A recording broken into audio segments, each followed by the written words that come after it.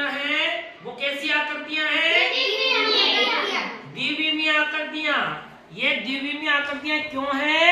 क्योंकि इसमें दो विमाओं की जरूरत पड़ती है। कितनी विमाओं की? दो विमाओं की। एक तो लंबाई और एक चौड़ाई। इसमें तीसरी विमा है क्या? नहीं है ना। तो ये जो वर्ग, आयत, त्रिभुज और वृत्त, ये कैसी आकृतियां हैं? द्विविमीय आकृतियां हैं। ठीक है।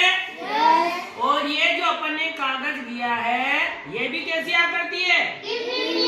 द्विविमीय आकृति है।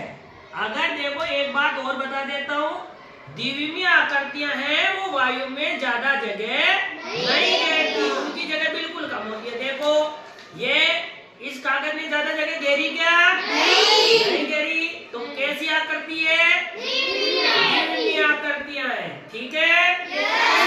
अब इसके बाद में हम बात करेंगे कैसी आकृतियों के बारे में?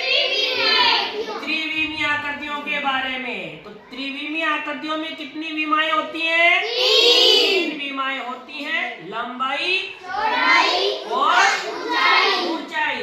ये जैसे ये किसका चित्र है? घन का चित्र है। किसका चित्र है? घन का। तो ये जो डिब्बा अपने को किसके बारे में बताएगा? घन के बारे में बताए। किसके बारे में? घन के बारे में। अब देखो इसमें लंबाई है, इसकी चौड़ाई है, और ये क्या है? इसकी ऊंचाई। अब ये देखो इसने जगह घेरी क्या? ज्यादा जगह घेरी ना। तो ये कैसी आकृति होगी? घन तो होगी, लेकिन द्विविमीय होगी त्रिविमीय? त्रिविमीय होगी। तो ये घन है। ऐसी जो आकृति होगी वो कैसी होगी? त्रिविमीय आकृति होगी। ठीक है। इसके बाद में ये जो अपने को दिख रहा है ये घनाभ है। घनाभ है ना। ऐसी अपने घर में माचिस की डिब्बी भी होती है। तो माचिस की डिब्बी भी किसकी जैसी है? घनाभ के जैसी है। और ये भी द्विविमीय त्रिविमीय? त्रिविमीय आकृति है। तो घनाभ भी कैसी आकृति होगी? त्रिविमीय आकृति होगी। तो घन भी त्रिविमीय और घनाभ भी त्रिविमीय। आपने जोकर वाली टोपी देखी है? तो जोकर वाली टोपी होती है वो गणित में शंकु होता है। क्या होता है? शंकु। और शंकु भी कैसी आकृति होती है? त्रिविमीय। बताओ। त्रिविमीय।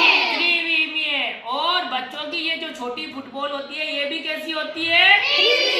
त्रिविमीय। और प्रिज्म भी कैसा होगा?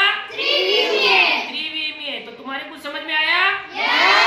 आप जो द्विविमीय आकृति है उसके बारे में जोगा बताएगा कि इसको द्विविमीय क्यों कहते हैं? इसकी लंबाई और चौड़ाई होती है। तो जोगा के लिए तालियां बजाओ।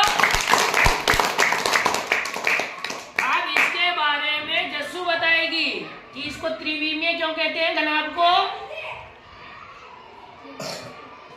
त्रिविमीय आकृति तो है, लेकिन इसमें होता क्या क्या है?